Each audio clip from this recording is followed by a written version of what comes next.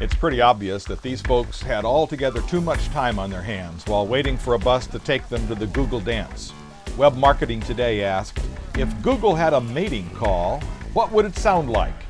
Here's what we got. That one is a tough one. I'll skip that one.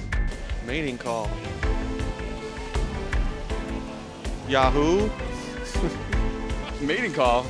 It's like, ooh, Google, I don't know. I don't know. I don't think you'd ever hear it.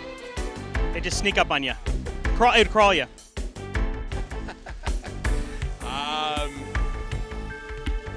Goohoo! These are very eclectic.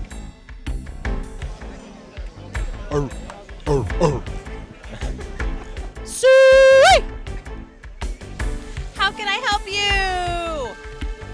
You work for Google. I do not. I just love them. Ooh, good. Ooh, good. Ooh.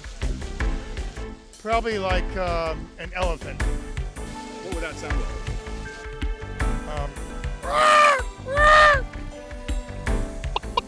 No, I'm just kidding.